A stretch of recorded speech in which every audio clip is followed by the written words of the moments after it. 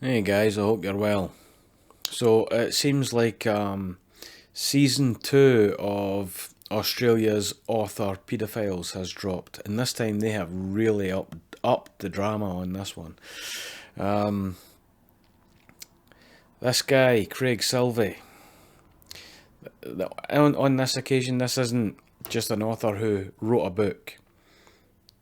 This is an author who was literally caught in the act. So what happened? I think it was just in January there when the federal police kicked his door in. And when they did, he was actually allegedly, this is a big guy, this is a huge author in Australia. So I want to be careful what I'm saying because Australia can be quite a litigious society.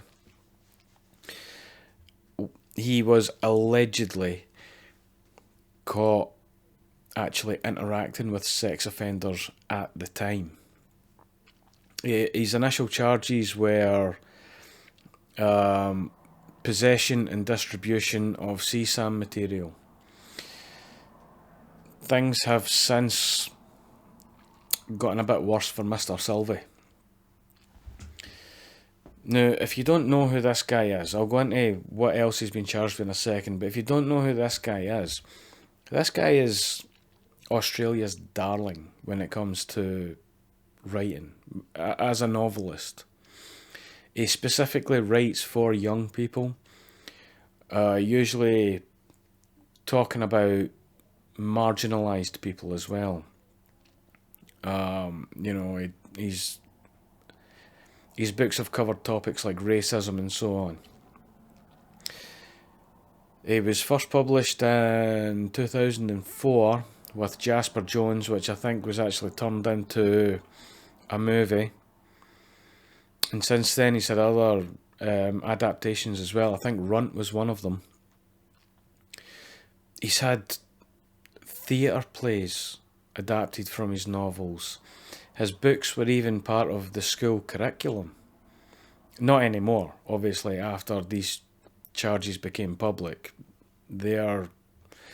I think his publisher has completely paused all promotion of his work.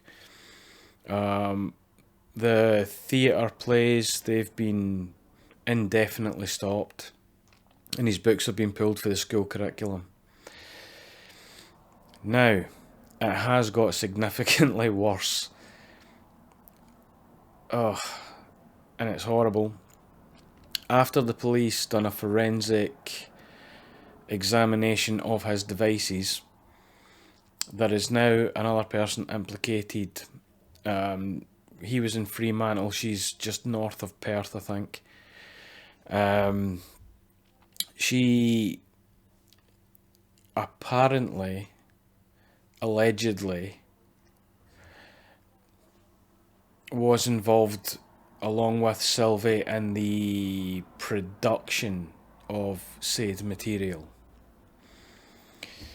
And Mr. Sylvie here, he was released on a $100,000 bail and a $100,000 surety. However, this 68-year-old woman who lived just north of Perth has been remanded in custody. Now, I did see her name somewhere. I don't know if it's Glenda. Maybe Glenda something. I'm not entirely sure. I will look into that though and I'll see what's going on with her. But she has been remanded in custody. She's not allowed back out on bail. It's because there was 3 incidents of her not reporting. Now, in Australia, if you have an obligation to report to the police, then that's because you're already on the sex offenders register. So this woman, 68, a grandmother, is already on the sex offenders register and has helped Mr. Silvey, allegedly, to produce material. Now, at the moment, I think, and I could be wrong, things might have changed, but I think at the moment it's still in the magistrate's court. Now, that's different from the district court. In a magistrate's court, the length they can give for each crime, which in this case is 3: possession, production and dissemination. That's 3 separate crimes. There's a sentencing cap of 2 years for each crime. So unless it goes to district court, and in district court I believe it's somewhere between 7 and 15. I would need to break down each one, but I'm going to go into a video breaking down the sentencing guidelines as well. If it stays in magistrate's court, the maximum he's going to be looking at for each crime is 2 years. So that if it's served consecutively, that would be 6 years total. However, if it goes to district court, he could be looking at as much as potentially 25-30 years. Although that seems unlikely in this case, because at the moment it's 1 count of possession, 1 count of dissemination and 1 count of production. It's the production that's the bad one though. That's worse than the other 2 by magnitudes. So we're going to have to see how that goes. But I think this is going to turn into another one of the... It's going to be a bit like Tory Woods, which is what I started building this channel on. You know, just every single hearing I was giving you guys updates. This is probably how this one's going to go as well. So, yeah, buckle up. This is an interesting one because this guy's actually legitimately famous, at least in Australia. You know, so this is going to be an interesting one. We'll see how it goes. But in the meantime, I need to ask, right? I was living in Australia. I think close to a decade I lived in Australia. I didn't realise it was so rampant. I didn't realise there was so much of a problem with this kind of thing in Australia.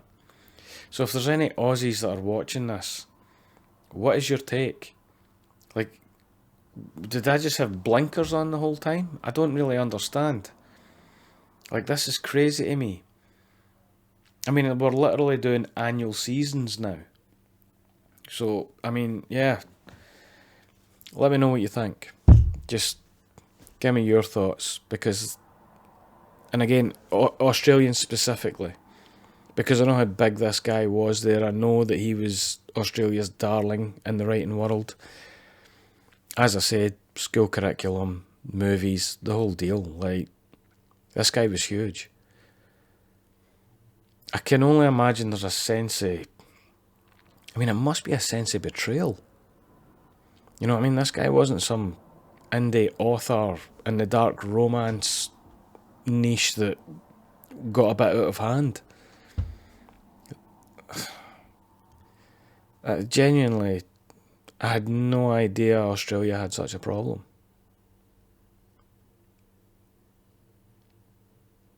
Anyway, let me know what you guys think. Stay safe, guys. I'll speak to you again soon.